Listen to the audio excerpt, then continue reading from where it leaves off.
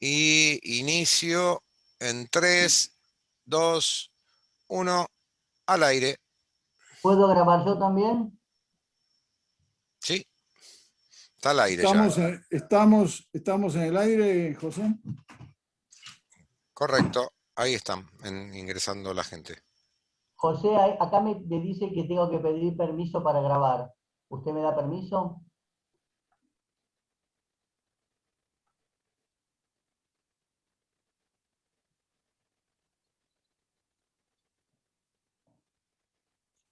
Buenas tardes. Damos inicio a la reunión pública vía Zoom del Instituto Argentino de Ciencias Genealógicas correspondiente al mes de mayo. Hoy tenemos como expositor a nuestro miembro correspondiente en la provincia de Buenos Aires, arquitecto don Jorge Vallá Casal. Nuestro disertante nació en Buenos Aires en 1961. Tiene 2 hijos. Es arquitecto, graduado en la Universidad de Buenos Aires, con un posgrado en planificación.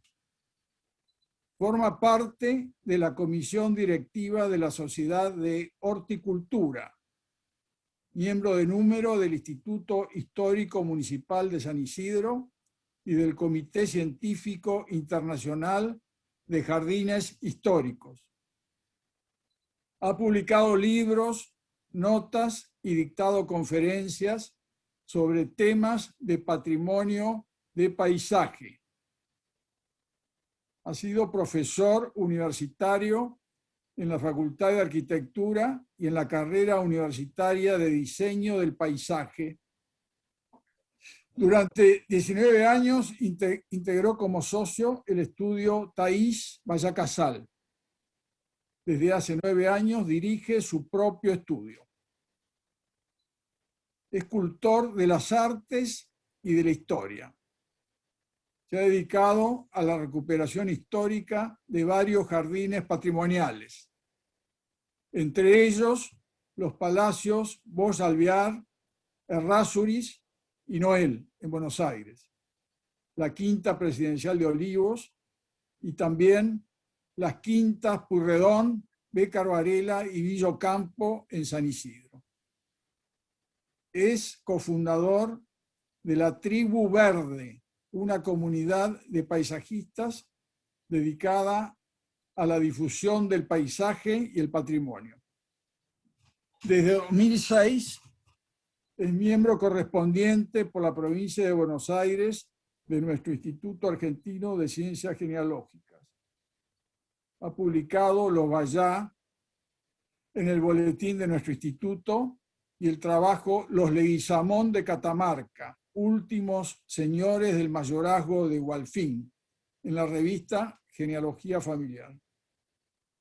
En tiempo próximo publicará su estudio Los Mayo Freire, familia sobre la cual va a exponer ahora. Jorge, tenés la palabra. Muchas gracias, Ernesto. Muchas gracias, José María Martínez Vigot y el Jockey Club por este momento de poder compartir esta pasión por la genealogía, ¿no? Y quiero, bueno, también recordar que esta exposición tiene que ver con la genealogía de los Mayo Freire, que es todo un estudio genealógico que vamos a esbozarlo en esta charla, pero también quiero hablar de algunos aspectos un poco más anecdóticos y más interesantes a lo que es una charla coloquial, una presentación de un trabajo. Quiero dedicar este trabajo a mi abuela materna, ¿no? Acá yo, en este salón Anasagasti virtual, que estamos ahora todos a través de Zoom, yo he aprendido lo que existe, la palabra que es la línea de ombligo, ¿no? La línea de ombligo es esa manera que tenemos nosotros de relacionarnos con lo que viene en herencia de madre en madre en madre en madre, que genealógicamente es una realidad muy fuerte, porque generalmente son ahí donde se transmiten las tradiciones de la familia. Y a mí me tocó en este caso estudiar mi línea de ombligo, ¿no? Porque mi abuela materna es Mercedes Mayo Huergo de Oyuela de la Riestra. O sea, me viene por ahí esta familia Mayo, ¿no? Y como no, yo no llegué a conocer a mi abuela, porque ella murió un poquito después que yo haya nacido, ella sí me conoció, entonces yo no tengo recuerdos de ella, pero sin embargo a veces, a través de mi madre y mis primos y mis tíos, los recuerdos llegan igual y a veces tienen un sabor un poquito más interesante por no haber tenido ese contacto físico. Le dedico a ella este trabajo y dedico también y le agradezco a una tía mía, Silvia Vallacasal, de la Gash Rivadavia. Ella es museóloga y apasionada por la historia, y con la cual hemos escrito libros, y bueno, y siempre estamos en temas de historia. Ella fue la que me acercó en su momento un libro que se llama Los Altos de Urioste, del profesor Berruti. Un libro muy chiquito, pero lleno de datos, lleno de anécdotas y de curiosidades históricas, en el cual yo me basé para hacer un poco este trabajo, lo voy a citar varias veces, y que fue una fuente de inspiración, ¿no? Bueno, quiero también recordar en esta reunión a un gran genealogista amigo, Diego Herrera Vegas, que nos dejó hace unos meses, y le pido a él, desde ese lugar en donde está ahora descansando, le pido que también nos ayude en todas nuestras investigaciones genealógicas, porque me viene a la memoria una frase que él me dijo un día, cuando él buscaba el origen de los Gondra, y no los podía encontrar, y no podía, estaba en España, y fue a un pueblo, y fue a otro pueblo, y el tren no lo dejaba, y el cura no le abría la iglesia, bueno, hasta que al final se equivocó de lugar, y fue a un pueblo equivocado, y fue ahí en donde el cura le abrió la iglesia, le abrió los libros, y le mostró todo, y él pudo descifrar ese enigma que tenía con los Gondra. Entonces él me dijo en ese momento una frase que no me olvido más, y me dijo, te llevan de la mano, ¿no? Como que los abuelos, esos abuelos que están en el otro lado, nos llevan de la mano para dar luz a estas incógnitas que tenemos. Entonces ahora yo lo quiero recordar a Diego con mucho cariño y mucho agradecimiento por todo lo que hizo por la genealogía, por ese nuevo aire que trajo con sus publicaciones, y bueno, quiero pedirle que también nos lleve a todos de la mano para poder dilucidar esas oscuridades que a veces se nos presentan en los caminos genealógicos. Ahora voy a compartir pantalla, con permiso, a ver aquí, y vamos a dar inicio a la disertación. A ver, ahí está. Bueno, la familia Mayo Freire y su casa vecina al Cabildo de Buenos Aires, tal es el título que terminó siendo este trabajo. Voy a contar un poco dónde se originan estos Mayo, estos Freire, ¿no? Entonces, a ver si puedo pasar la próxima diapositiva. Les voy a pedir un poquito de paciencia. Ahí está. Don Manuel Mayo Rodal nació en Cangas de Morrazo. Cangas de Morrazo es un puerto que queda en la última ría de todas las rías que tiene Santiago de Galicia. La última tiene sobre el norte el pueblo de Cangas de Morrazo y sobre el sur la ciudad de Vigo, que es la ciudad más grande de Galicia, de todo el territorio de Galicia, ¿no? Es una ría con una gran producción pesquera, tiene una corriente que viene del Polo Norte, es una corriente fría, y eso hace que haya mayor variedad de peces y mayor variedad de todo tipo de lo que es la industria, ¿no? Pesquera. Entonces siempre se caracterizó por su riqueza ictícola. Si vamos a hacer un poquito una historia de este lugar, podemos recordar que desde la Edad de Hierro hay noticias de que había pobladores en ese sitio. De hecho hay altares a los cultos paganos que todavía se conservan, que son como unas columnas de piedra sobre los acantilados del mar. Después ya en la época del Imperio Romano estuvo bajo el dominio de Lugo, ¿no? La ciudad Lugo, Lucus Augustus, ¿no? Una ciudad que tiene unas murallas lindísimas, yo la he conocido, pero es mucho más al norte, está como por acá Lugo. Y esta ciudad, este pueblo de Cangas de Morrazo está muy cerca del límite con Portugal, que está conformado por el río Miño, justamente, ¿no? Entonces, los mayos pertenecen a esta zona desde tiempo inmemorial, pero sucede que los documentos de las parroquias empezaron recién a anotarse a partir del siglo XVIII.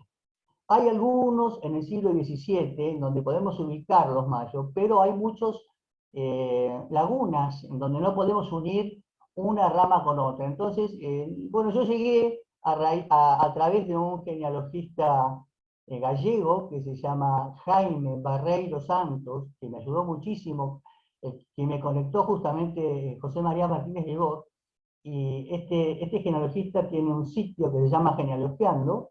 Me ayudó muchísimo para conseguir un poquito más arriba de lo que yo había podido conseguir acá en internet a través de Pares, que es muy recomendable porque pude conseguir datos muy interesantes, ¿no?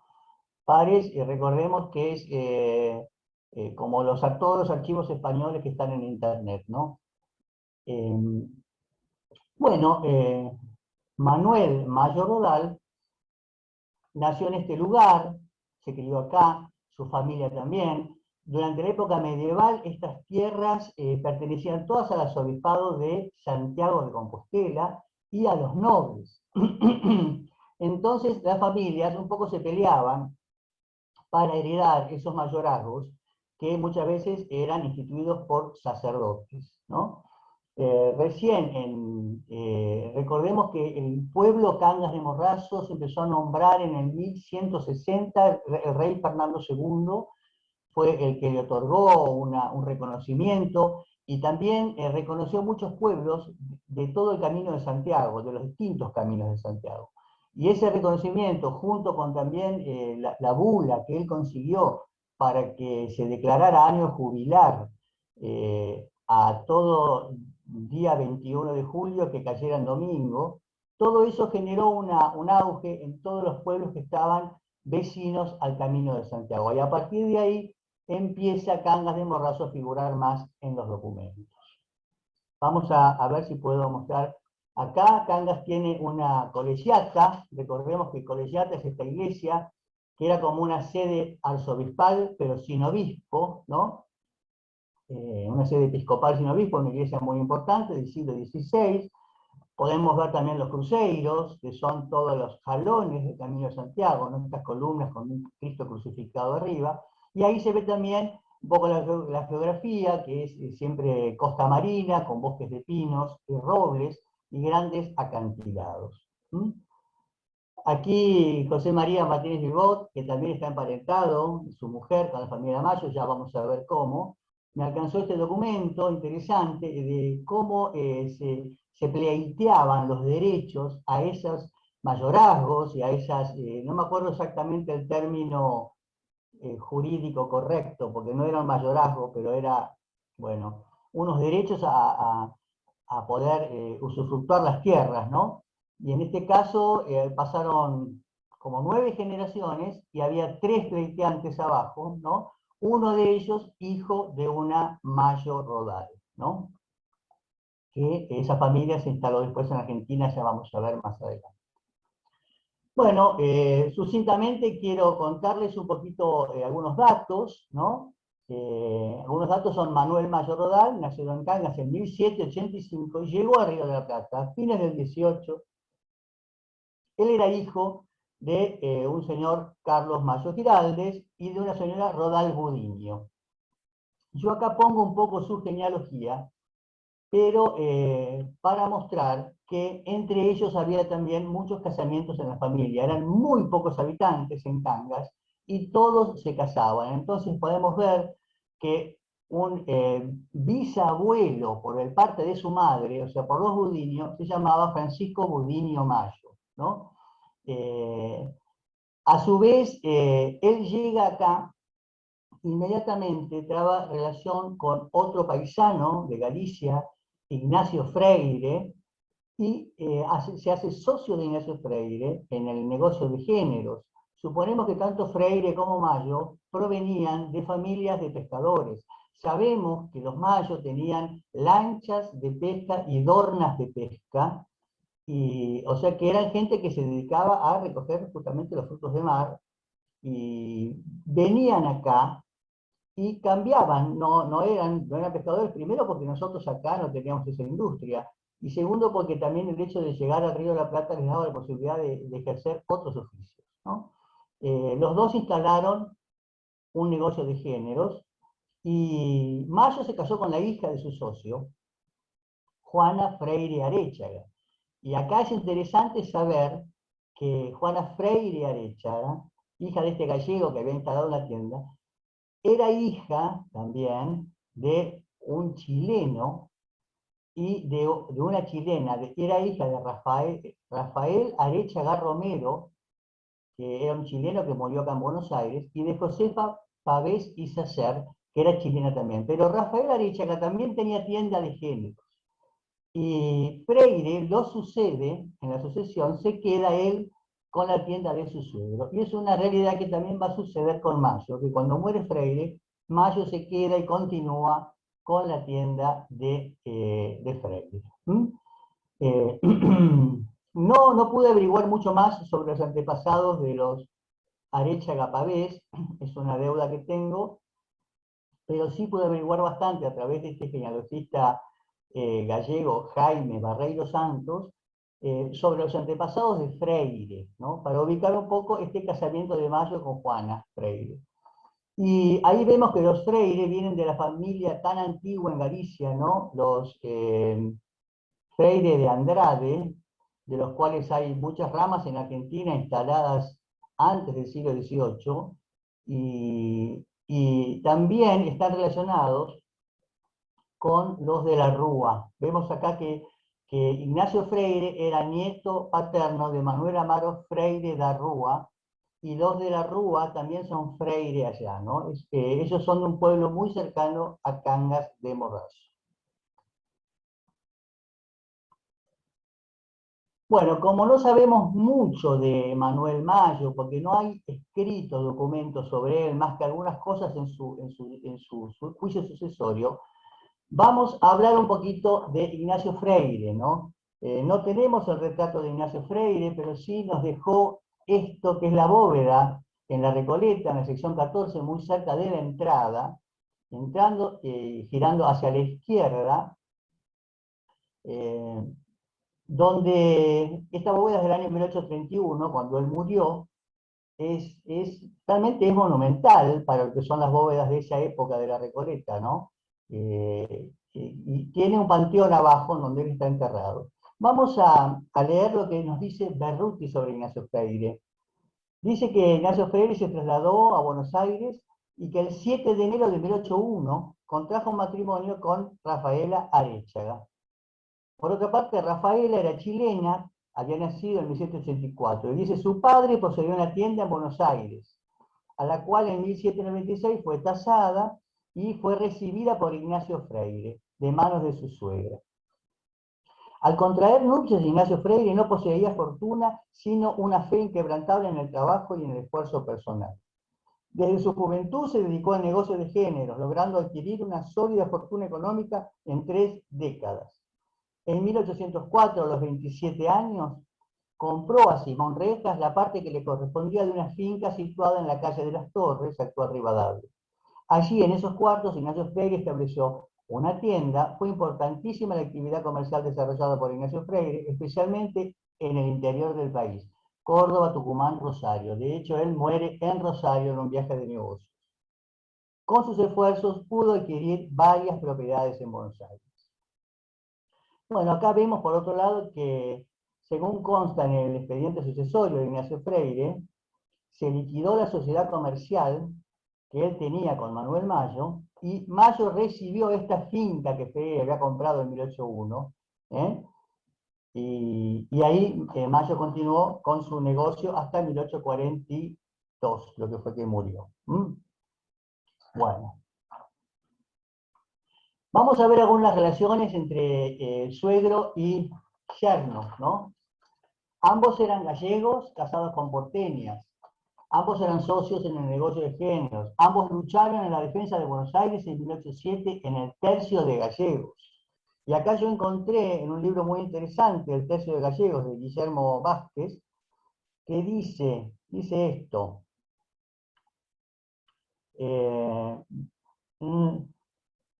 Deben haber sido muy corajudos porque se dice que durante el ataque británico a Buenos Aires, el 4 de julio de 1807, el Tercio de Gallegos integró a la división del centro, bandera blanca, cubriéndose de gloria en el retiro, donde la compañía de granaderos del Tercio, sin municiones, logró romper el cerco británico a punta de bayoneta.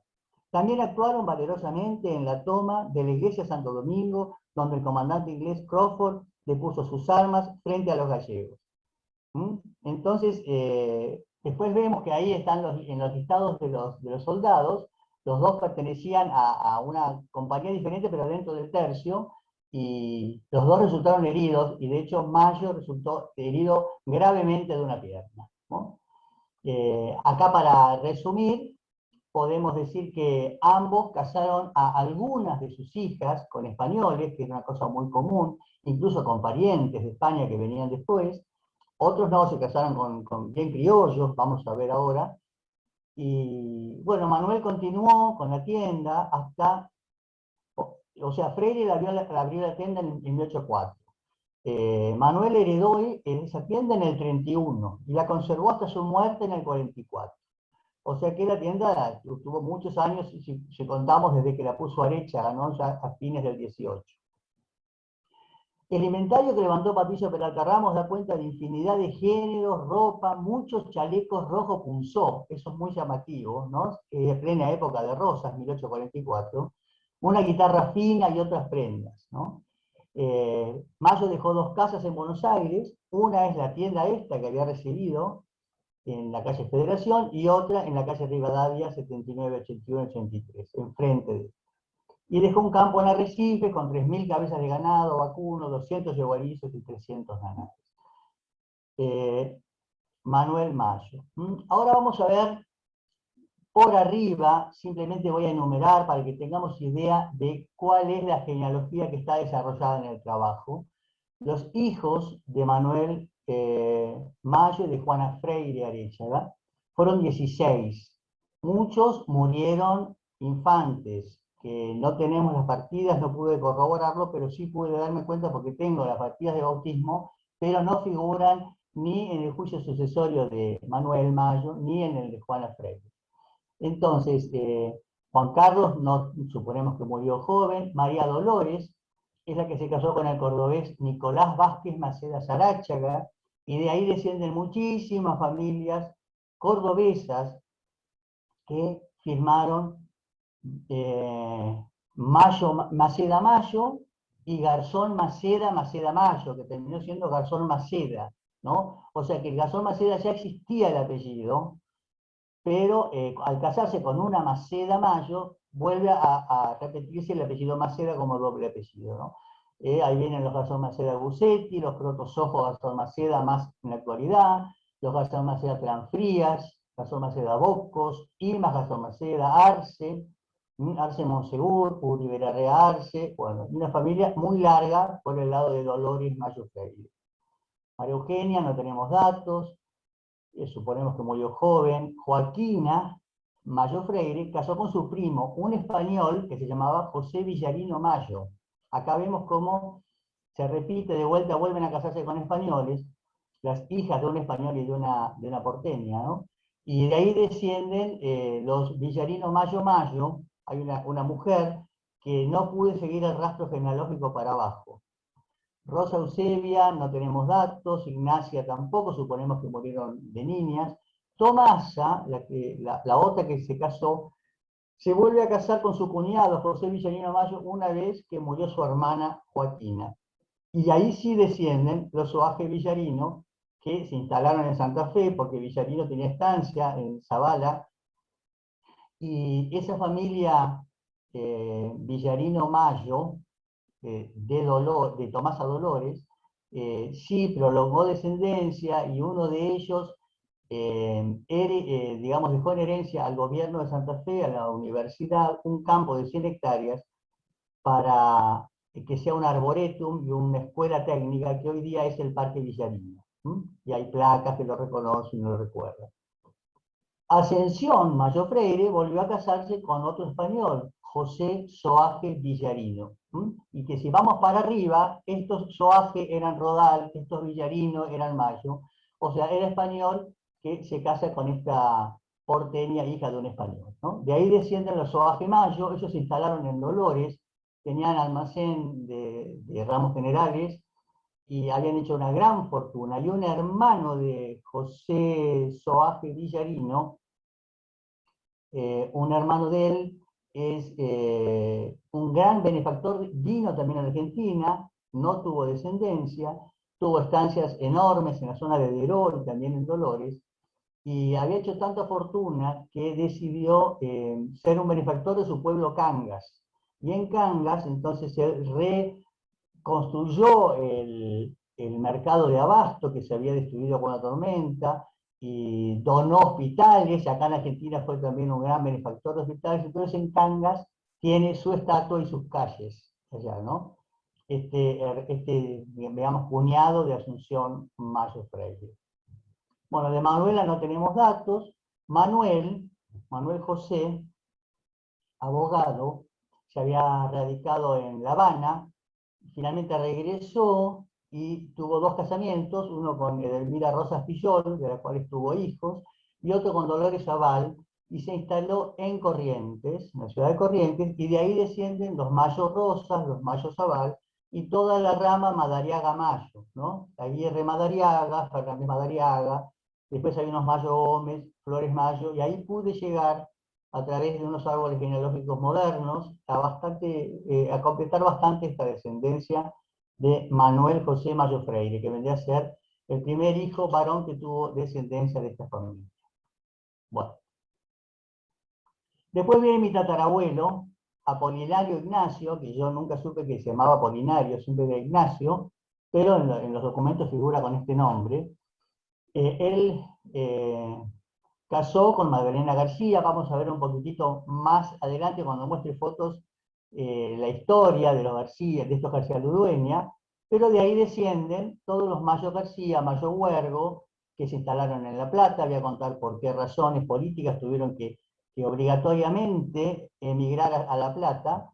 Y bueno, toda la rama de los Mayo Huergo viene de Apolinario Ignacio Mayo Freire, porque él tuvo 3 hijos, pero solamente la descendencia de Martín Germán, que es mi bisabuelo, tuvo descendencia. José Mayo Freire se casó con su prima, pero con su prima criolla, porque se casó con Felisa Rueda Freire. ¿Por qué? Porque los Freire también se casaban o con criollos o con españoles, ¿no? Es interesante. Acá, a ver si encuentro un detalle, porque es interesante ver con quién se casaron los Freire. O sea, estos tíos de los Mayo, uno de ellos se casó con Bravo de Rueda santiagueño, ¿no? Y de ahí otro se casó con Rossetti, una de las Rossetti, y de ahí descienden muchas familias Freire, ¿no? Por ejemplo, los Cáceres Freire, los Urioste Freire, que vamos a ver más adelante porque vuelven a casarse con Mayo. O sea que también los hijos de Ignacio Freire habían podido tener sus conexiones acá en Buenos Aires. Entonces, bueno, se casaron entre ellos, de ahí descienden los Mayo Rueda, que los pude ubicar, pero llega un momento en que no puedo seguir hasta las tecnologías de la actualidad, ¿no? Bueno, Juana Celestina murió soltera grande. Pedro Mariano fue el médico, que ahora vamos a contar un poquito su reseña, ¿no? Médico y también marino, y se casó con su prima, Isabel Urioste Freire. Los dos eran Freire por parte de madre, y de ahí descienden los Mayo Urioste, que es una sola mujer, que se casó con Lawson. Entonces todos los Lawson, ¿no? Lawson Mayo, Lawson Sirio, Lawson Dixclet, Lawson López Aubidé, Lawson Bunge, etcétera, etcétera. Una familia muy larga. Lawson Zumblad, Lawson Donaldson, pero Pedro también tuvo hijos naturales, entre ellos, los que descienden los Mayo Murúa, Salinas Mayo y otros Mayo. Bueno, ahí tenemos un poco los 16 hijos que están todos detallados en la genealogía. Vamos a ver ahora un poco dónde vivieron los Mayo Freire, por eso yo hago la relación de esta casa, y por eso presento acá el plano de Buenos Aires, de las chacras y los solares que repartió Juan de Garay. Este solar en Colorado que vemos al lado del Cabildo, frente a la Plaza de Mayo, es donde van a habitar siglos después los Mayos en una casa que es la que se refiere el libro que cité al principio, que se llama Los Altos de Urioste, pero tuvo muchos nombres, porque depende de qué propietarios iba teniendo. El último propietario fue Urioste. Pero vamos a conocer un poquito esta historia, recorrer, ¿no? Para saber de qué se trata. Cuando Juan de Garay repartió esos solares, en ese solar colorado que veíamos, se lo había dado a Diego de Olavarrieta. Diego de Olavarrieta ya había construido, como vemos en esta imagen, esta es una guache de Leoní Matiz, que lo que hace es una reconstrucción de la Plaza de Mayo en el siglo XVII, ¿no? Vemos como una procesión de gente, todos vestidos de negro, que salen de la catedral y recorren la plaza. Y entonces vemos el cabildo, el obispado, que era la casa, digamos, del seminario, la casa de los deanes, que decían también, y acá se ve, Leoní Matiz reconstruye la casa de Diego de Olavarrieta, que sabemos por los expedientes sucesorios que él había construido en la esquina una tienda, ¿no?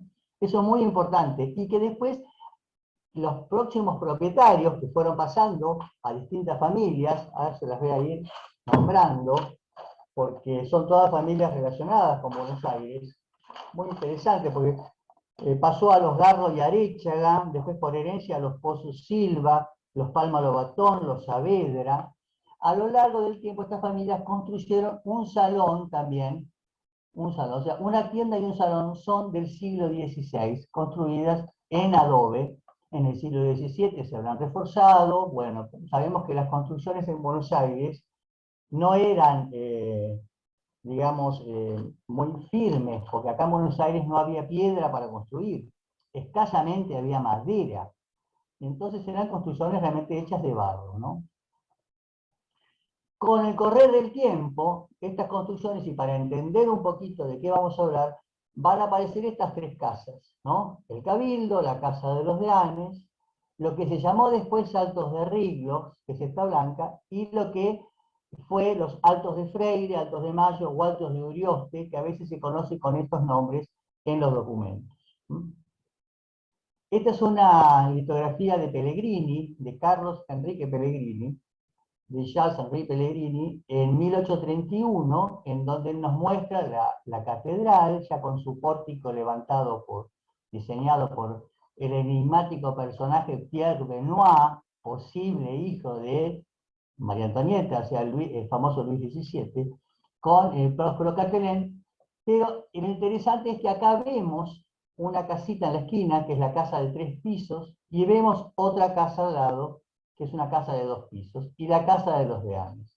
En esta fotografía de acá yo lo hice especialmente para comprender que estas dos casas que están blancas, las dos juntas, eran una sola casa cuando se construyeron, que lo hizo Pedro Duval en el año 1807.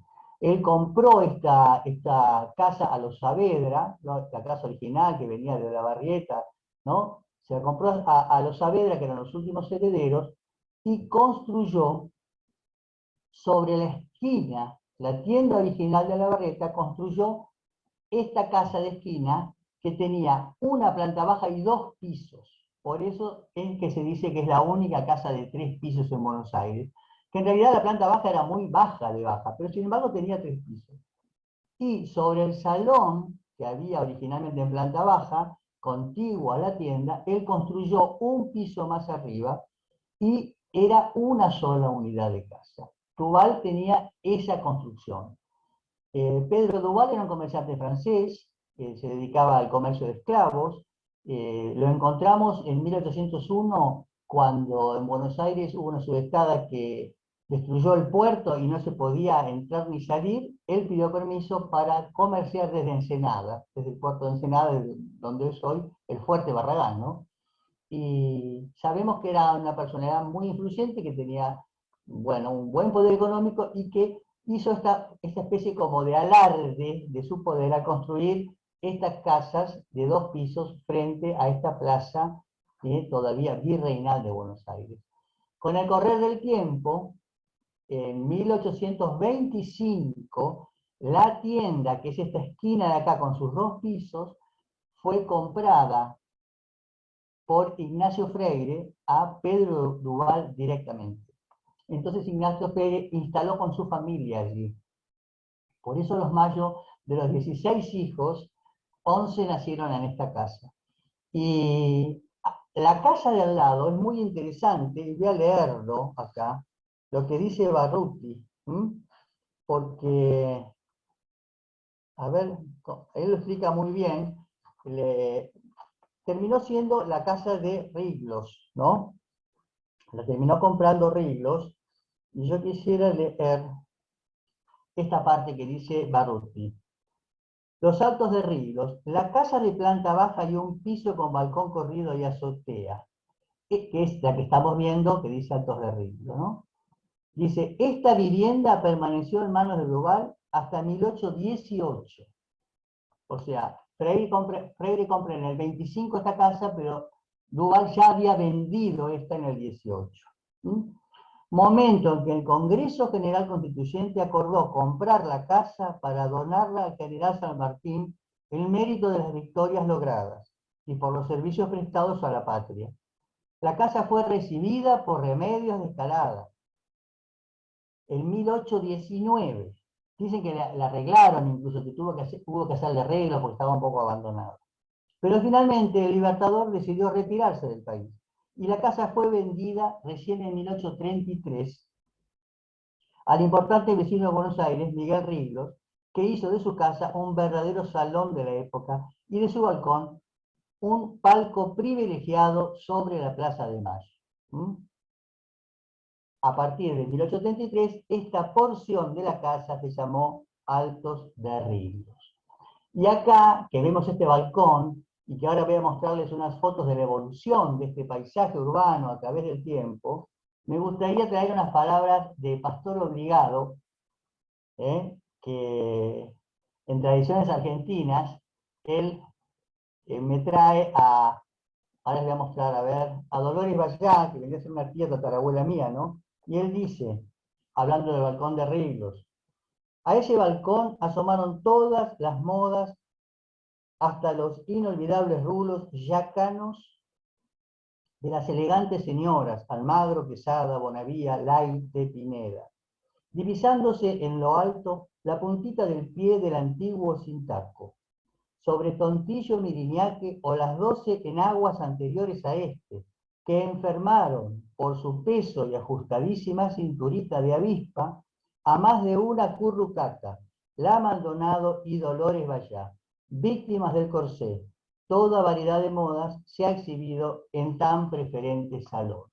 Bueno, me causó gracia a mí, nada más, que, espere que ya un poquito para atrás, a ver si puedo, que en este balcón de Riglos encontrarme a una tía tatarabuela al lado de la casa donde nació mi otro tatarabuelo por otro lado, ¿no?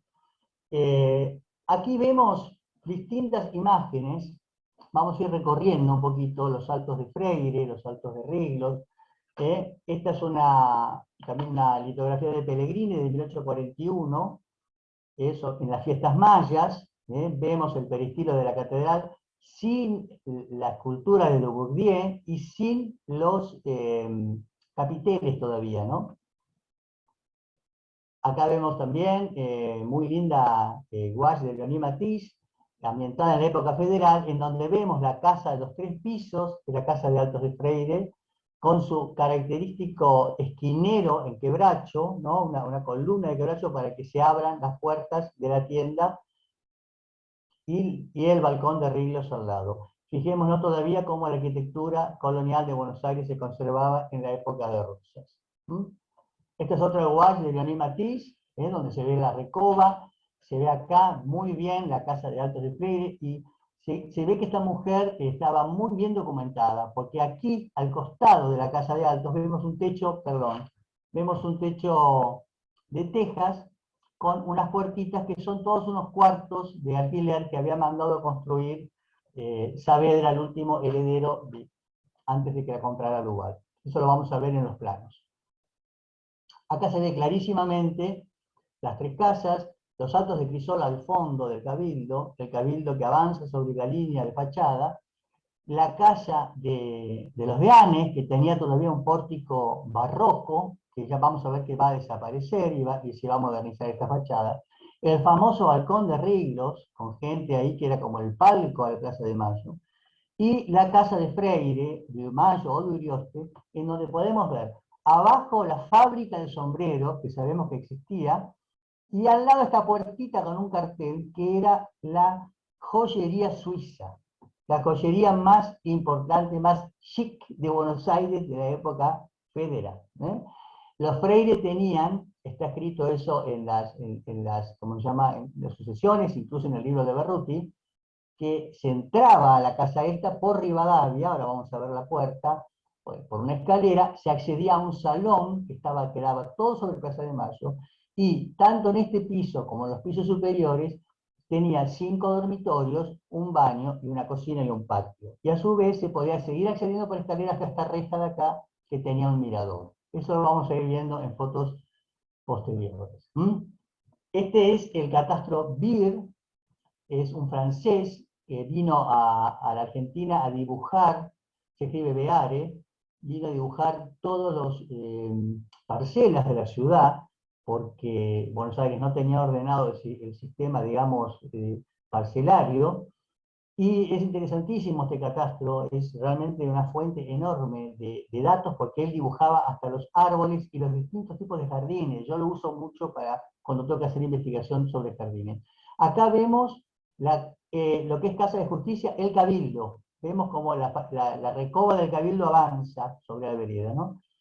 Este patio es lo que era la Casa de los Deanes, que ya empezó a ser la policía en la época de Rosas. Esto ya es 1860, Beare. La Casa de Riglos con sus patios, y acá en Colorado hay un círculo con esta esquina que es la Casa de Mayo, donde vemos la escalera sobre Rivadavia. Y aquí los cuartos que había construido Saavedra, que pintó Leoní Matiz con mucha sabiduría. Estos datos los saqué de un libro muy interesante de Jorge Lima González Bonorino, que une el censo de 1869 con el catastro Beare. Entonces podemos como discernir quién vivía, dónde vivía, bueno, ¿no? Y entonces acá, en Rivadavia 10, que es justamente esta dirección, encontró a estos dos franceses, ¿no? Juan Bautista y Juan Antonio Manuel Millat, que vivirían abajo, yo supongo, en lo que es la tienda, y arriba Juan Urioste, que ya había comprado a sus herederos de su suegra la casa de Altos de Freire, con Pedro Mayo, que era su yerno, y con sus hijas, Isabel Urioste, casada con Pedro Mayo, y Luisa Urioste, y después personal de servicio. Fíjense cómo Mayo en esa época se escribió con Y, que a veces pasa, pero el apellido es con L. Bueno, y acá vamos a recorrer algunas fotos, ¿no? Esta foto es muy interesante porque es la primera que pude encontrar donde se fotografía los Altos de Freire, y está acá con la flecha azul, y esto es la jura de la Constitución en 1854. Fíjense cómo lo que decía Pastor Obligado, fíjense lo que era realmente el balcón de Riglos, yo no sé cómo no se cayó abajo con tanta gente. Hay gente en la azotea de Riglos, hay gente en la azotea de Mayo, hay gente también en los balcones de los dormitorios, porque dicen que arriba eran los dormitorios y abajo era la sala. Bueno, y vemos también la fachada de la casa de policía que ya se había modernizado, ya no tiene ese portal barroco, ya no tiene techo de tejas, tiene azotea. Esta foto es muy interesante porque acá vemos los altos también al fondo, los altos de arreglos de la policía, pero el cabildo es de las últimas fotografías en donde se puede ver el cabildo original. Recordemos que este cabildo, diseñado por Blanqui, se supone, el arquitecto jesuita que diseñó tantos edificios en Buenos Aires, fue totalmente modificado, ¿no? Incluso el cabildo actual es una reconstrucción sobre los muros originales, pero la fachada del cabildo fue muy modificada. Entonces acá vemos el cabildo original y las primeras modificaciones que fue surgiendo en la Plaza de Mayo. A partir de 1850 se fue arbolando, ¿no? Priliano Pueyrredón fue el primero que plantó los paraísos y después se fue arreglando. Vamos a ver un poquito eso. Acá hice un zoom sobre la foto para ver bien. Se ve el mirador ahí, donde salían la azotea, ¿no? Esta es la casa de los Altos, y siempre la policía y Ríos al lado. Esta es muy interesante porque se ve incluso la recoba, o sea, esto es anterior a la piqueta de Torcuato de Alvear, ¿no? Todavía estaba la recoba, y ahí al fondo, siempre presente los Altos, ¿no? Acá también vemos los Altos, y vemos que yo no llegué a conocer, la Curia Metropolitana incendiada en 1955, ¿no? Interesante que ya vemos, esto es de la década de 1800, fines del 70, principios del 1880, vemos esta fuente, Baldón, que había dos fuentes, una aquí y otra acá, a los costados de la pirámide, que ahora están en 9 de Julio y Córdoba. Bueno, y aquí también, foto interesantísima, porque vemos, bueno, siempre los Altos en su esquina, pero vemos el cabildo con 2 pisos más, ¿no? Pedro Simón Benoit, el hijo de Pierre Benoit, se le había encomendado darle un estilo un poquito más europeizante y no tan colonial americano al cabildo, y él le agregó unas columnas, le cambió la fachada, lo decoró y le agregó 2 pisos más a la torre, ¿no? Fijémonos que una de las... Acá ya pasó Torcuato de Alvear porque no está la recoba.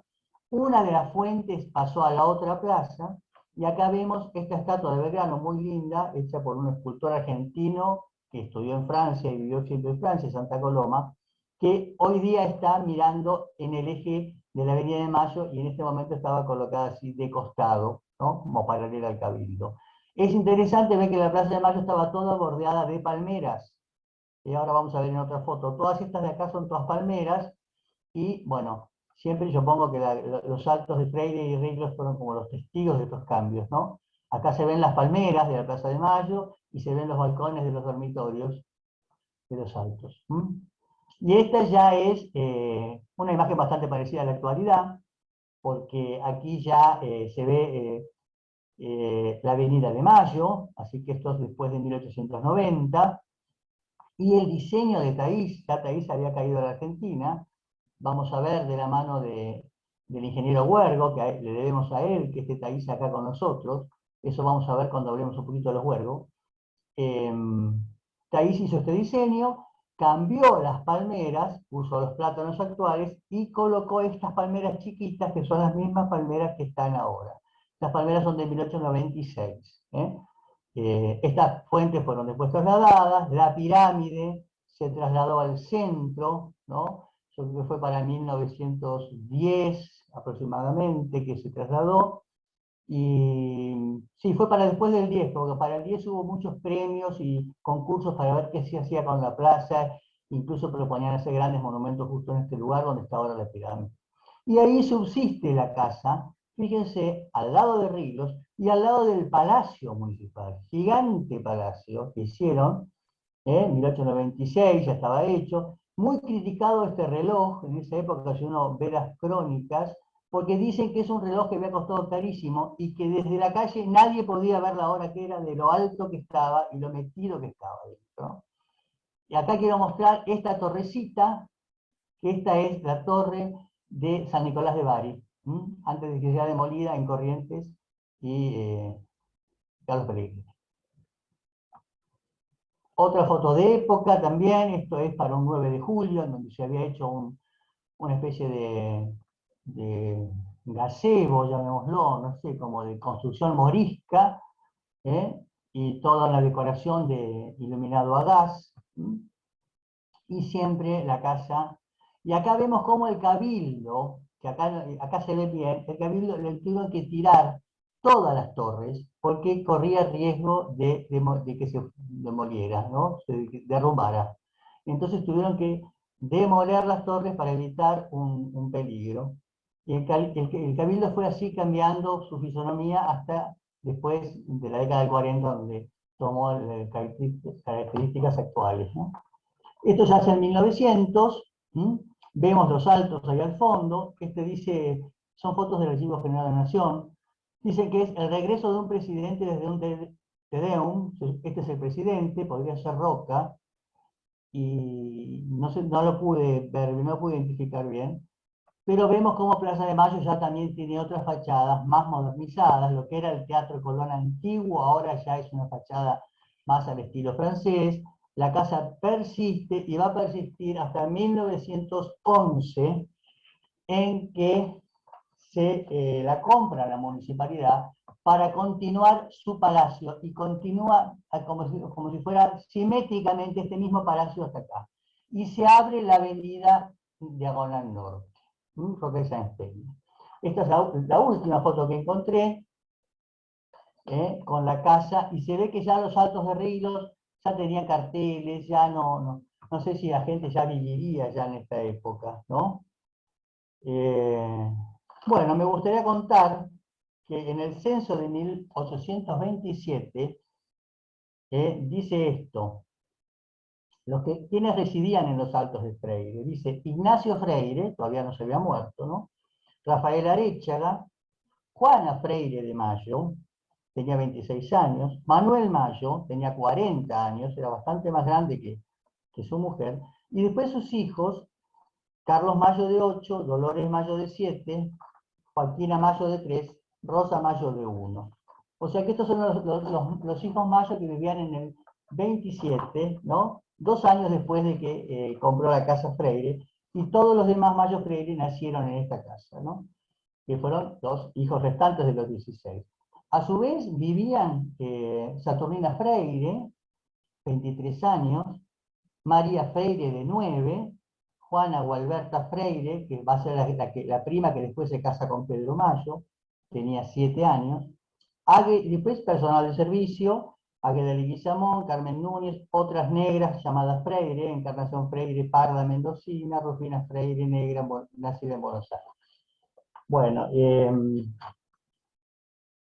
quisiera contarles ahora, para cerrar un poco este capítulo, que la familia Mayo Freire habitó la casa desde el 825 hasta 1846, ya que a partir de la muerte de Rafaela Aréchaga en el 43, comenzó un proceso sucesorio que culminó con la compra por parte de Juan José Urioste de la parte proporcional de la casa a sus cuñados Freire, para completar así la herencia de sus hijas Isabel y Luisa Urioste Freire. Juan José Urioste murió en Los Altos en 1871, o sea que él ya había muerto en esta casa, dejando la propiedad a sus hijas, Juana e Isabel Urioste de Mayo. Isabel se casó con su primo hermano, el médico Pedro Mayo, en 1867, y continuó habitando la casa familiar. Su hija Irene Mayo Urioste nació en 1871 y se casó con Enrique Lawson Balbín, como ya dijimos, y fue la última generación que vivió en la casa, que venía permaneciendo en la familia desde inicios de 1800, durante 4 generaciones. En 1911, junto con los Altos de Ríos, la casa fue adquirida por la Municipalidad de Buenos Aires para ampliación del Palacio Municipal. Cuenta Berruti que en el momento de la demolición, en 1911, se encontraron emparedados en el sótano los cadáveres de 2 soldados ingleses que se refugiaron en la casa histórica durante la segunda invasión inglesa, y que encontraron asilo muriendo allí, como también un arcón que contenía oro y plata. Bueno, Con esto terminamos un poquito el marco, ¿no?, de la casa, y vamos a hablar un poco de quiénes eran estos mayos que habitaron, ¿no? A través de una foto voy a dar una reseña muy breve para muchos primos que están también, que yo sé que me confirmaron que iban a escuchar, ¿no? Mi tatarabuelo Ignacio Mayo Freire casó con Magdalena García Dueña. Magdalena era hija de Martín García. Martín García es este médico de acá, que fue un médico profesor de la universidad, que empezó a estudiar en 1822, cuando recién se abrió la Universidad de Buenos Aires. Se recibió enseguida y fue adscrito al ejército, hizo muchas campañas, y bueno, fue un médico muy querido, ¿no? Trabajó, después Rosas lo dejó sin trabajo, él seguía trabajando gratuitamente, después volvió a llegar a la universidad, durante 30 años fue catedrático, y cuando murió, el pueblo lo quería tanto que le regaló un monumento en la Recoleta que todavía está, ahora lo vamos a ver en una foto. Él era García Alconchel, era hijo de 2 españoles, y era hermano de Baldomero García, que era un jurista de esa época, casado con María de los Santos Quirno, de donde descienden los García Quirno. Acá vemos en la Recoleta el monumento que le regalaron, al lado de la bóveda familiar de él, que es esta, la antigua, y un busto que está todavía en la bóveda. Pedro Mayo, hermano de Ignacio Mayo Freire, cirujano mayor, Pedro Mayo, el hospital naval que vemos acá arriba lleva su nombre. Fue médico e historiador, autor de la historia de la medicina en el Río de la Plata. Fundó la revista Médico-Quirúrgica en 1864, que fue la primera revista que se dedicó a estos temas. Actuó en la guerra de la Triple Alianza en Corrientes. Ahí dicen que puso en práctica 2 inventos de él, que fue la camilla, una camilla especial, como una camilla cómoda para poder llevar a los heridos, y una mochila botiquín, para que siempre tuvieran medicamentos. Fue docente de medicina legal e higiene, estuvo también en la fiebre amarilla, formó parte de una comisión, de una, vamos a decir así, como de una parte de la masonería que se dedicó a ayudar en la fiebre amarilla. Fue primer cirujano general de la Armada. En 1884 integró la Expedición General al Chaco con el cargo de inspector general de Armada. Y acá lo acompañó un sobrino, ya vamos a ver ahora, uno de los Mayo García. Bueno, fue académico y murió siendo vicedecano de la Facultad de Medicina de la Universidad de Buenos Aires. Yo vi su expediente sucesorio y pude ver que la biblioteca, que eran muchísimos volúmenes, todos escritos en francés, como se escribía la ciencia hacia 1800, ¿no? Bueno, sus libros fueron valuados en 5.600 pesos de esa época, que si vos lo comparás con otras cosas que había, con los precios de la casa misma, fue realmente un precio muy alto. Pedro Mayo, hijo de Manuel y Juana Freire. Bueno, después vamos a ver un poquito las generaciones que le siguieron, los nietos de Manuel. Voy a ver algunos más de mi rama, porque no pude conseguir muchos de otros, pero quiero hablar especialmente del comandante Carlos Mayo García, hermano de mi tatarabuelo, exacto, destacado alumno de su promoción. Fue enviado en misión diplomática a Europa y a Japón, designado primer jefe del cuartel de artillería de costas, hoy base naval Puerto Belgrano. No existía nada, y cuando el Estado decidió fundar, lo eligió a él como el comandante de ese lugar. Organizó y puso en marcha el cuartel, cuando aún estaba bajo la jurisdicción militar. Hoy le decimos base naval, pero en ese momento era militar. Actualmente la batería 4 justamente ha sido declarada Monumento Histórico Nacional. Participó junto a su tío Pedro Mayo de la campaña civilizadora al Chaco en 1884.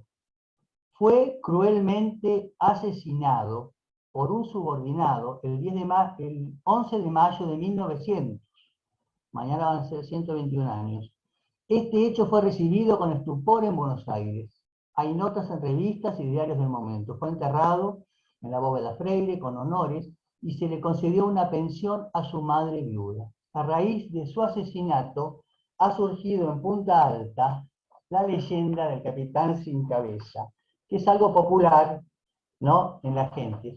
Y hay un historiador de Punta Alta, que tiene unos escritos muy interesantes, que se llama Raúl Oscar Infran, que él dice, hablando de esto, porque él investigó especialmente este hecho, tiene ribetes bastante novelescos, porque se lo acusaba a Mayo de muchas cosas, pero sin embargo, el asesino de Mayo parece que lo volvía loco a Mayo, lo volvía loco, y este Mayo, bueno, lo tuvo que poner en orden tantas veces que, bueno, el otro se vengó una noche y lo apuñaló a bastantes puñalazos. Incluso hay unas leyendas feas, porque dicen que el gobierno le mandó la chaqueta apuñalada a la madre, diciendo que es lo único que queda de su hijo. Bueno. ¿Qué dice Infran respecto a esto? Dice, el teniente coronel Carlos Aurelio Mayo era un militar muy competente e ilustrado, alumno destacado del Colegio Militar de la Nación. Gozaba de mucho prestigio entre sus pares. Los 5 galones de su divisa eran frutos de su contracción al trabajo y su permanente capacitación. Su preparación fuera de lo común hizo posible que integrara numerosas comisiones técnicas en las que siempre sobresalió. El ejército y la artillería habían sido su vida. El ejército, la artillería y la sociedad argentina sufrían una gran pérdida. Bueno. Acá vemos en Caras y Careta una foto de la cuerella que trasladó los restos de Mayo desde Buenos Aires, desde Bahía Blanca a Buenos Aires.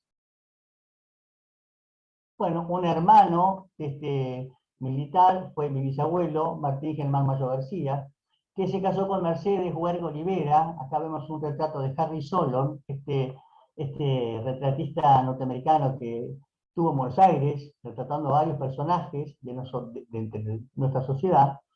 Y este matrimonio fundó a la familia Mayo Huergo, que tuvo que instalarse obligatoriamente en La Plata, porque, bueno, Martín Germán Mayo había perdido a su padre muy joven, ¿no? Dice que tenía pocos meses cuando murió su padre, que también estaba haciendo trabajos en el cuartel de Bahía Blanca. O sea, lo único que había en Bahía Blanca era un cuartel. No sé qué hacía Ignacio Mayo allá, pero murió allá. Y el padre un poco adoptivo fue Dardo Rocha, de Martín Germán Mayo, y se lo llevó a trabajar a la Fundación de La Plata. Entonces,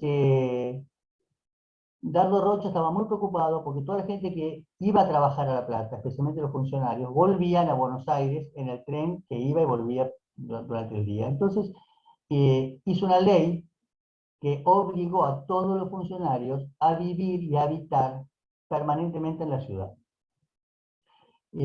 Como Martín Germán Mayo era el jefe de la Dirección de Desagües de la provincia de Buenos Aires, que se dedicó a hacer todos los desagües que corren así perpendiculares a la Ruta 2 para desaguar los campos bajos, él decidió instalarse en La Plata y a su vez se casó con Mercedes Huergo Olivera, que era hija, vamos a ver ahora, de Alberto Huergo Regueira, que también tuvo que afincarse obligatoriamente en La Plata porque él, siendo porteño, fue concejal en los primeros años de la Municipalidad de La Plata. Incluso antes de que fuera municipalidad tenía como otro nombre administrativo, y él ya trabajaba como, digamos, funcionario del gobierno municipal de La Plata.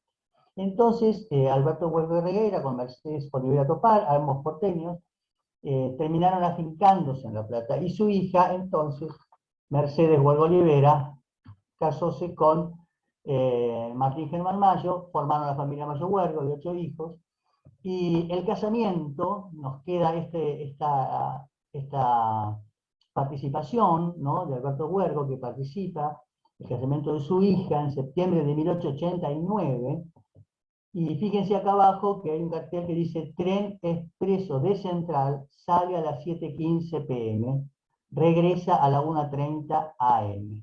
Entonces, esto es porque todos los invitados venían de Buenos Aires y a la 1:30 ya tenían que tomarse el tren para volver. Pensemos que en esa época, bueno, no había autos, por supuesto, y nadie iba en coche a La Plata. Eran 50 kilómetros, no se podía hacer en coche eso, no en coche de carruaje.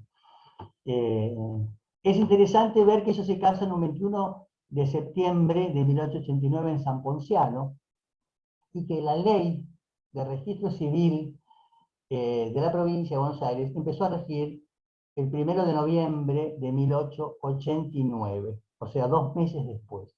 Y es tradición familiar que el primer matrimonio inscripto en ese registro es justamente el de Martín Mayo y Mercedes Huergo. Yo no lo pude constatar porque con la pandemia no pude llegar a los archivos, pero cuando encuentro estos dos datos me da muy bien, y incluso podría haber sido hasta como una delicadeza de Dardo Rocha, ya que Dardo Rocha, siendo padrino de Martín Mayo, fue también padrino de casamiento y le regaló a Mercedes Huergo un juego de joyas de esmeralda. O sea que ellos tenían una relación muy, muy cercana, ¿no? ¿Quién era Alberto Huergo? El suegro de Martín Mayo. Pertenecía a los Huergo Regueira, ¿no? Vamos a recorrer un poquito la familia Huergo Regueira. Venían de Carlos Huergo Cañzo y Dorotea Regueira Díaz. Carlos Huergo Cañzo, ya sabemos que, bueno, era hijo del primer Huergo que vino, y de su mujer Hermenegilda Cañzo Avellaneda, por ahí entronca con todos los conquistadores y fundadores de ciudades del norte. Y Dorotea Regueira Díaz, porteña, hija de un gallego y de una porteña, Díaz Gómez Cueli, emparentaba era sobrina de Valentín Gómez Cueli, por eso lo traigo acá, y a través de los Cueli, era Melo Coutinho, bueno, todas las familias que se entroncan, ¿no? hasta la fundación de Buenos Aires. Dentro de los Huergos está Delfín Huergo Sarabia, que vendría a ser, él es Huergo Cañzo Sarabia, o sea, primo de mi tatarabuelo, que estuvo en el Congreso General Constituyente y fue embajador en Alemania, en Bélgica. Y Luis Huergo Regueira, el famoso ingeniero Huergo, ¿no? Tan destacado, uno de los primeros ingenieros del país, y con tanta actuación y con tanta inteligencia en sus decisiones. Recordemos la pelea de Huergo con Madero por hacer el puerto o en La Boca o donde está ahora el puerto de Buenos Aires. Y hay un libro muy interesante de Scobie que se llama Buenos Aires del centro de los barrios. Scobie es un escritor norteamericano, o en inglés, no recuerdo bien ahora, pero él explica muy bien esa pelea y explica cómo Huergo defendía realmente con justicia su postura de hacer el puerto en el Riachuelo, finalmente ganando los intereses políticos de Madero como vicepresidente y representante de otros intereses económicos. Los hermanos de Alberto Huergo, para ubicarlo: Carlos, casado con Gregoria Perdida Escuena, tenía medio hermanos y hermanos, porque el padre se casó una vez con Lozada y otra vez con Regueira.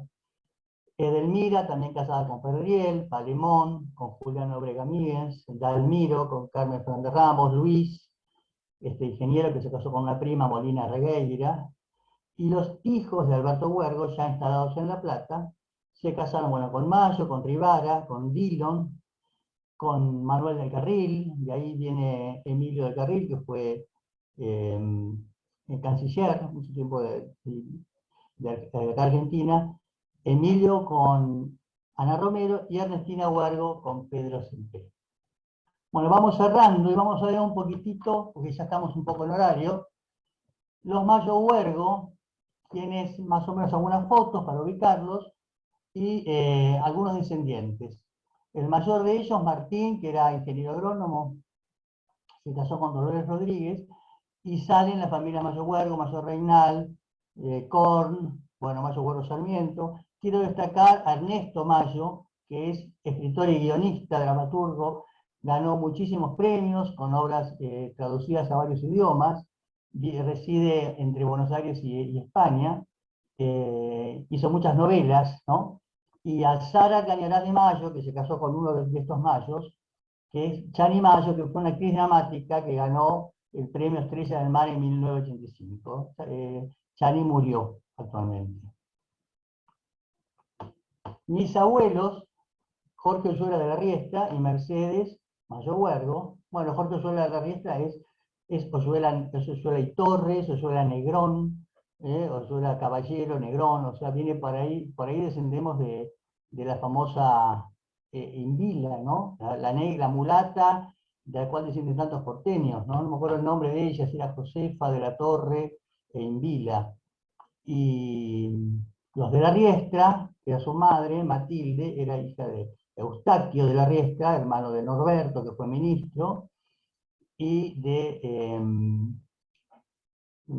Teresa Barruti. Ahora, los de la Riestra más arriba eran Martínez Lima, ¿no? Esos Martínez Lima son los mismos Lima que Jorge Lima, Gonzalo Bonarino, son las Limas que son cofundadores de Areco con Arellano, ¿no?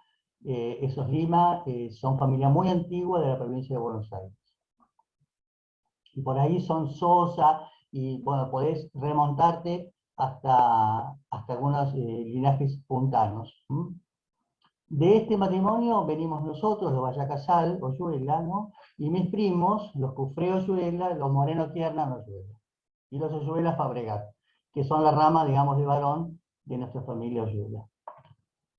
Otra Mayo Huergo es Delia, le decían la niata, se casó con Enrique Vieira, que era Vieira Lamy por padre y Terrible Amadeo por parte de la madre.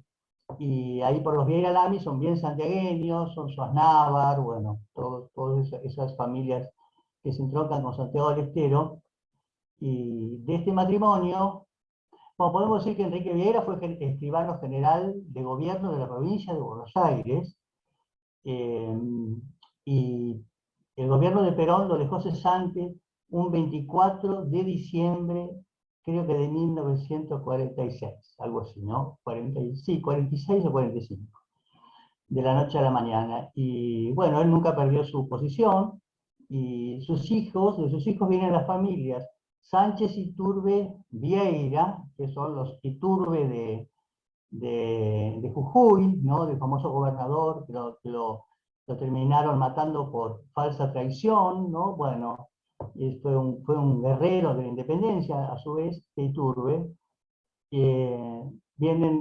Ahora esas ramas están distribuidas un poco entre Jujuy y Tucumán, porque están los Sánchez Iturbe, García Zavalía, Cosio Sánchez Iturbe, que son la rama más tucumana, mientras que los Sánchez Facio se quedaron en Jujuy, y los Bernal Sánchez Iturbe se quedaron en Jujuy.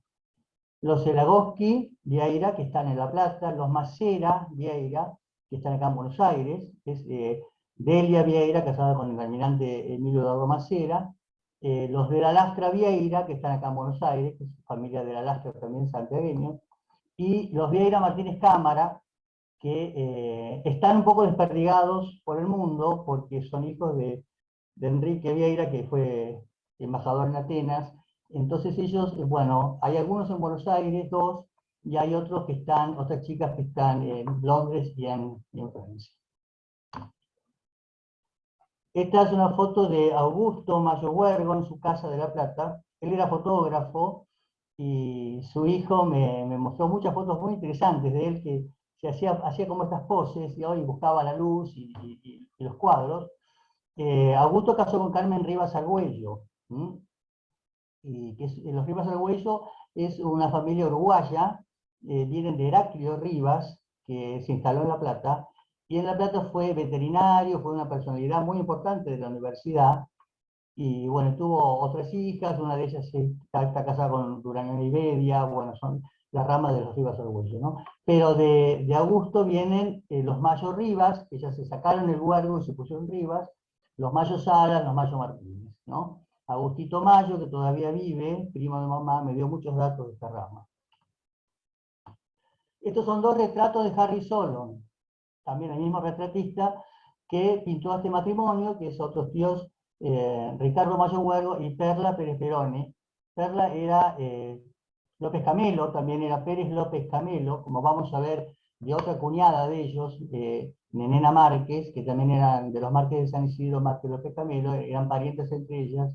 Ella era pintora, escultora, poetisa, ganó premios también, ¿no? Filmaba Perla Mayo Huergo, y de ahí descienden los Mayo Huergo García Cortina, los Mayo Huergo Martí, y los Meroni Mayo, que es una familia muy larga también. Alberto Mayo Huergo, esta es una foto de su casamiento con Emma de la Yo.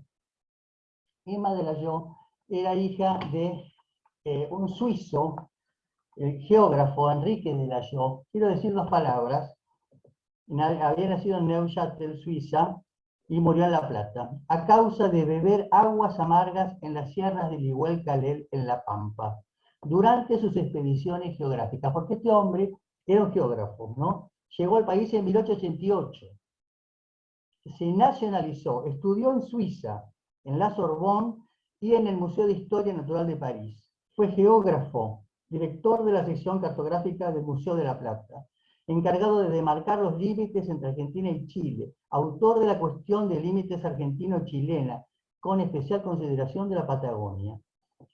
Asesor del Perito Moreno. Dicen que el Perito Moreno no iba a ningún lado si no iba con él, ¿no? En toda la cuestión de límites. Fue uno de los pocos geógrafos sudamericanos que se ocupó de la Antártida en los primeros momentos del siglo XX. Y fue el que escribió la Fue Guía Antártica en 1904, donde expone, entre otras cosas, que la Antártida es un continente y no un mar, con tierras polares. En 1901 de Llayó planteó la existencia de una cordillera antártica cuando todavía nadie se atrevía a formularla. La muerte lo sorprendió cuando trabajaba en el gran mapa de la República Argentina que se iba a presentar por cuenta y orden del Instituto Geográfico Militar para el centenario de 1910. Realmente fue una persona muy reconocida en los medios, digamos, académicos de ese momento. Y bueno, y Alberto Mayo fue médico, fue un ministro de Salud de la provincia de Buenos Aires, en un cargo que no era exactamente ese, pero equivalía a ese. Y sus hijos, Alberto hijo también fue médico, y de ahí vienen las familias Mayo de Llayó, Mayo Cáceres, Nuncio Mayo y Guido Lavalle Mayo, que también son muy numerosas en La Plata. Enrique Mayo Huergo, que firmó Enrique Mayo, él se sacó el Huergo, fue médico cirujano, se casó con Delia Márquez Beret, ella también venía de los López Camero porque era Márquez de San Isidro, y él fue un médico que ejerció su profesión durante más de 50 años y fue galardonado por eso. De ahí vienen las familias Mayo Márquez, Refino Mayo, Mayo Lugones, Refino Fonrús, Pericoli Mayo, etc.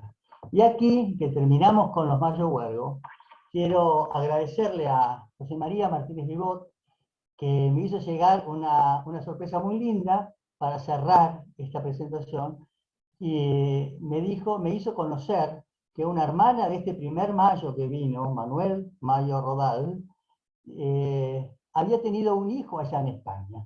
Esta señorita Joaquina Mayo Rodal se casó con un primo, como vemos pasaba siempre, José María Rodal Bastos, y tuvo dos hijos. De esos dos hijos españoles, Carlos era uno que estudiaba el seminario y Miguel era otro. Este Carlos Rodal, el seminarista, bueno, el padre de él hizo ese juicio que les mostré al principio, donde hay una genealogía para llegar a la titularidad de unas tierras, de muchísimas propiedades en tierras que se disputaban para heredar y para administrar, ¿no? Por la familia Rodal Bastos. Y el hermano de él, Miguel Rodal Mayo, nació en Cangas, vino a la Argentina, vendría a ser entonces Miguel Rodal Mayo Rodal, ¿no? Miguel Rodal Bastos, hijo de una Mayo Rodal, sus padres eran primos. Él se radicó en Victoria, en Entre Ríos, fue comerciante y estanciero, y se casó con Francisca Rabanián Millán. Tuvieron 10 hijos, 3 varones y 7 mujeres. De los 10 hijos, bueno, todas las mujeres tuvieron descendencia, la mayoría, los varones solamente uno tuvo descendencia. Por eso se cortó el apellido Rodal, que es un apellido que no se conoce hoy.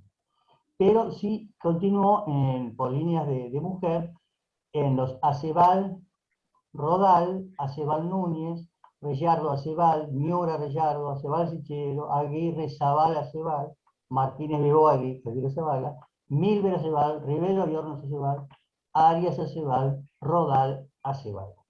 Y con esto nos vamos cada uno a nuestra casa. Bueno, Muchas gracias, Jorge. Felicitaciones. Muy interesante tu exposición. Gracias, Ernesto.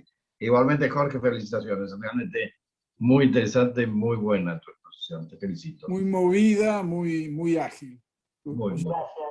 Me alegro mucho. No sé si hay algunas preguntas, si alguna gente quiere comentar algo. Es el momento ahora, ¿no?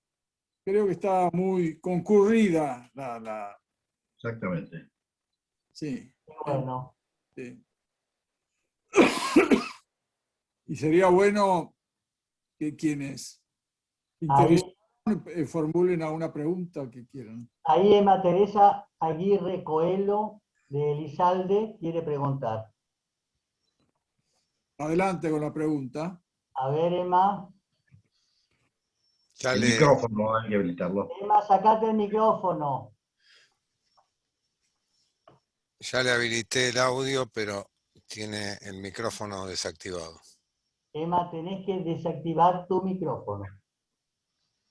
Activar. Activar. Bueno, le agradezco a Beba César Lacroce que me está saludando. Gracias. Gracias, Ana. Gracias, Álvaro Casalins. Gracias, Gisela Desprindi. Gracias a todos los Moreno Tiernan. Bueno, no sé por qué no se puede. Gracias a Tribu Verde que me estaban viendo. Hay gente que está pidiendo la grabación. Han acudido numerosamente, Jorge.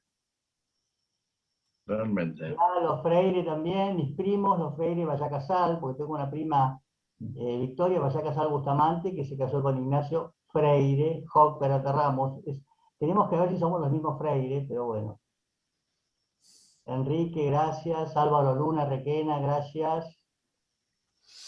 Bueno, me parece que, no sé si Emma sabe, pero no va a poder, Emma, si no prendes tu micrófono no vas a poder hablar. Que la realice por chat la pregunta, no hay ningún problema. Ah, muy bien. Ahí Bueno, le doy la palabra a Susana Domínguez Solar. muchas gracias. Adelante, Susana. También tiene que desactivar el micrófono o activar. Perdón, me encantó la reconstrucción histórica que he hecho de la arquitectura de nuestro país. Encontré la casa de Pedro Duval, que fue el que, de alguna manera, el padre del general Urquiza, primero estuvo administrando un campo de Pedro Duval en Concesión del Uruguay, y en tierras cercanas compró él también tierras donde nació el general Urquiza. Así que me encantó la recorrida de la arquitectura, y eso, la pregunta, ¿está reproducido en algún libro todas esas imágenes?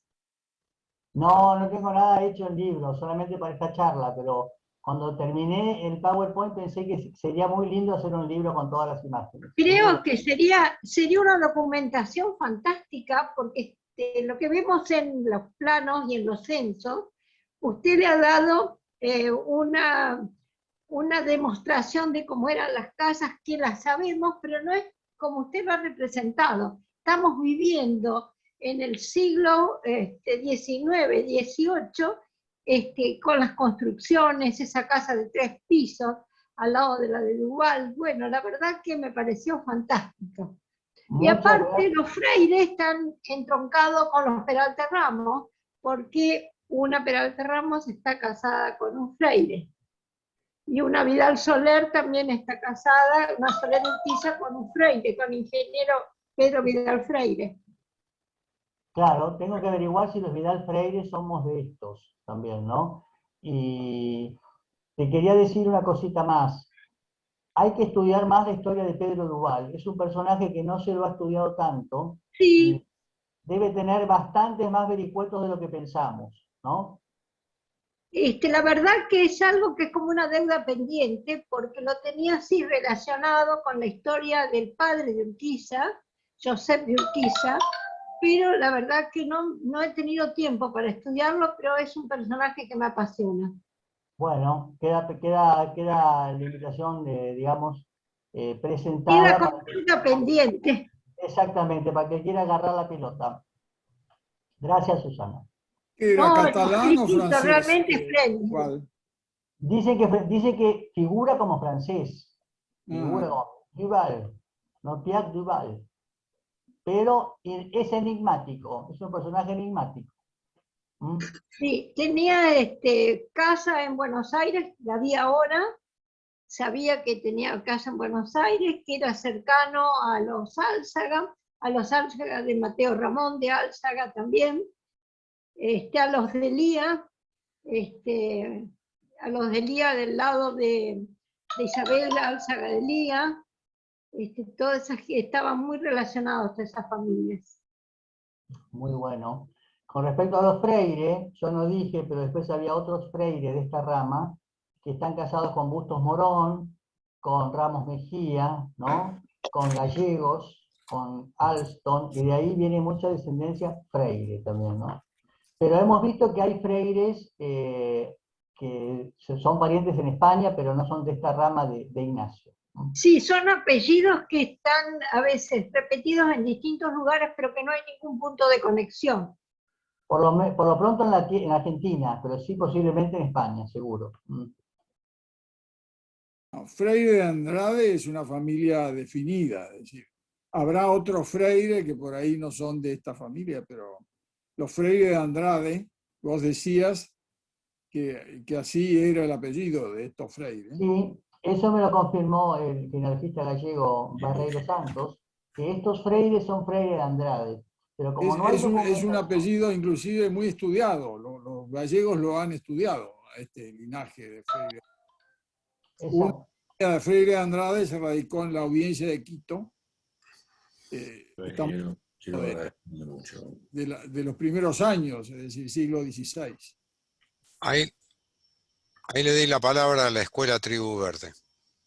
gracias. Hola, Adelante, Tribu Hola, Verde. ¿quién habla? perdón, estoy logueado como Escuela Tribu Verde, soy Francisco Rebollo Paz, quiero agradecerle enormemente al ingeniero. La verdad que ha sido excepcional la cátedra que nos dio hoy. Es un orgullo escucharlo, estoy muy, muy contento y lo digo en nombre de todo este gran equipo, esta gran familia de la Tribu Verde. Muchas gracias, Pancho. Muchas gracias por estar ahí. Yo sé que te gusta la historia y los árboles como a mí, así que habrás disfrutado. Gracias, Pancho. Quiero pedirle disculpas al resto del equipo de la Tribu Verde por haber tenido la imprudencia de loguearme desde esta cuenta. Yo pensé realmente que lo estaba haciendo desde mi cuenta personal, así que si alguno quedó fuera por culpa mía, le quiero pedir disculpas públicamente. Todo bien, gracias, gracias. Ahí Tuvimos un miembro del Instituto Rebollo Paz. Ah, ¿escuchaste, Pancho? Sí, sí, claro, escuché perfectamente. Sí, yo he tenido Mario de León Almeida, hijo Rebollo de... Paz. No, ¿Perdón? León Rebollo, dice, León. León Rebollo Paz era tío de mi padre, hermano de mi abuelo, que sí, sé que era un historiador, y hoy por hoy el que sigue sus pasos es Mario de Almeida, que su madre era Alba Rebollo Paz, así que, bueno, es Directos una familia... descendientes del general Paz. Exactamente, mi chosno era José María Paz. Para mí es un orgullo y un gusto escuchar historias de familias criollas, sin desmerecer, sin discriminar, muy lejos de eso. Yo creo que es muy importante poder contar con familias criollas en la Argentina, porque siempre se valoriza, sin desmerecer, a los inmigrantes que han hecho este país. Pero es muy importante tener en cuenta a los criollos que han peleado, luchado y construido este país. Unos y otros lo han hecho. Amén. Ahí quiero hablar a Augusto Mayo Rivas. Por favor, Agustito Mayo, te escuchamos. Tenés que desmutearte. Tenés que habilitar tu micrófono, Augusto.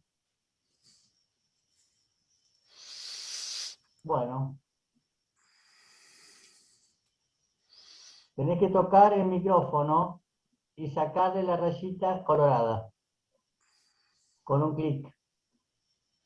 Qué pena. Será lindo. Bueno, mientras tanto te comento también que hay una familia muy importante, Freire de Andrade, en Santa Fe, ¿no es cierto? Es decir, Sí. de fines del siglo XIX, comienzos del XX. Que son de esos Freire de Andrade, Casaguna Rodríguez del Fresno, donde vienen entre otros los Iturraspe, Cuyen y demás, gran cantidad de familias tradicionales santafesinas, ¿no? Como un agregado a los Freire de Andrade, realmente una familia sumamente importante en Argentina, indiscutiblemente ligada a esta de los Mayo Freire. Es interesante, don Carlos, Creo que los tenían como antepasados los de la Rúa en un trabajo que publicó Julio Partiné en la revista. Creo que hace referencia también a los Freire de Andrade. Me lo comentó el gallego, el generalista gallego, que justamente de la Rúa era Freire, así como nuestros Freire somos Rúa nosotros, ¿no? Quiero agradecerle a mi tía Silvia Vallacasal, que ahí vi que saludó. Gracias a todos mis primos que están presentes. Gracias. Bueno, me encantaría poder darle la palabra a Augusto Mayo, pero no sé qué pasa, que no se puede, se ve que no se puede conectar. Hola. Te mando un saludo muy grande, si es que me escuchas. Ahora te escucho muy bien. Gracias por estar presente, Agustito. No, por Dios, por Dios. Muy bueno lo tuyo. Simplemente quiero hacerte un brevísimo aporte. Altamira, en su libro sobre los apellidos españoles, se refiere al apellido Mayo como apellido propio de Guernica. Y realmente en Guernica, en una especie de subida que hay a una zona más alta de donde está el árbol santo de los vascos, ahí hay un poblado, hoy pequeñísimo, caserío, Luno, y de ahí es el apellido vasco. El origen de mi información fue que Fray Casiano de Goldarás, que era fraile acá en La Plata, cuando en el año 52 yo me iba a Europa y le dije cómo yo me llamaba, me dijo, apellido vasco. Y yo dije, no es vasco. Sí, es vasco. En vasco quiere decir montaña escalonada. Y ciertamente, muchos años después, pude, recorriendo por Navarra, conocer los Mayo de Riglos, que son montañas muy especiales donde el ejército español ensaya sus habilidades como, bueno, no sé cómo llamar, para trepar montañas. Es algo muy impresionante y muy bueno. Porque ciertamente allí, y después también en el sur digamos, aproximando camino a Barcelona, hay también otros lugares donde llaman los Mayos de tal o los Mayos de cual. O sea que en esa región de España, todavía Mayo quiere referir a la montaña escalonada. Vaya a saber uno cómo se expandieron después. Altamira hace mención de que el apellido se expandió por todo el norte de España. Simplemente eso. Te felicito de todo corazón. Muchas gracias. Muchas gracias. Gracias por estar. Saludos de todas las frías. Gracias, Augusto. Gracias. Muy bueno tu aporte. No, por Dios. ¿Alguna otra pregunta? Jorge Vera Ortiz, gracias por estar. Te saludo. Felicita Jorge Vera Ortiz. Gracias, Jorge. Bueno, entonces ustedes dirán si no hay más preguntas. Bueno, ¿hay alguna otra pregunta? José Noveira, ¿se registra alguna otra? No hay ninguna. Bueno. Felicitaciones y mucha gente preguntando si se estaba grabando y después dónde lo pueden ver. Yo lo que respondí fue que una vez editado, bueno, se puede subir a YouTube o distribuir. El trabajo que ya ha expuesto, que hoy ha expuesto Jorge Vallacasal, lo vamos a publicar en nuestra revista. En nuestra próxima revista estará el trabajo sobre los Mayo Freire, de manera tal que para los parientes tuyos, Jorge, le harás saber para que puedan tener un ejemplar en su momento. Exactamente. Me estaba fijando en los orígenes de los apellidos españoles, ya sea primer apellido, segundo apellido, y en La Coruña hay 2.247 Mayo. y después le sigue Madrid, Pontevedra, León, pero en el País Vasco hay muy pocos mayos. Y el origen lo ubican en 1469, el origen más antiguo parece que en Galicia. No es descartable que el primer mayo que se instala ahí cerca de Vigo haya sido un vasco, es decir, en el siglo XII. Claro. No es descartable. No. Por otro lado, bueno, es un apellido que no es de complicadísima formación, es decir, son dos sílabas que pueden estar presentes en idiomas diversos, ¿no? Tal cual. Bueno, muchas gracias a toda la concurrencia. Felicitaciones, Jorge. Un gran abrazo. Damos por concluido el acto. Hay una última pregunta, perdón. A ver. El doctor Rodolfo Freire, gobernador de Santa Fe, senador nacional, etcétera, ¿es de la familia Freire tratada por usted? Debe No, ser, Freire supongo Andrade. yo, de los Freire de Claro, Freire Andrade. Bueno, ahora sí, ya no hay más preguntas. Bueno, muchas gracias. Bueno, gracias a todos. Un Felicitaciones saludo. de nuevo, Jorge. Y Gracias. muchas gracias a todos por estar. Saludos a todos. Adiós. Buenas noches. Adiós.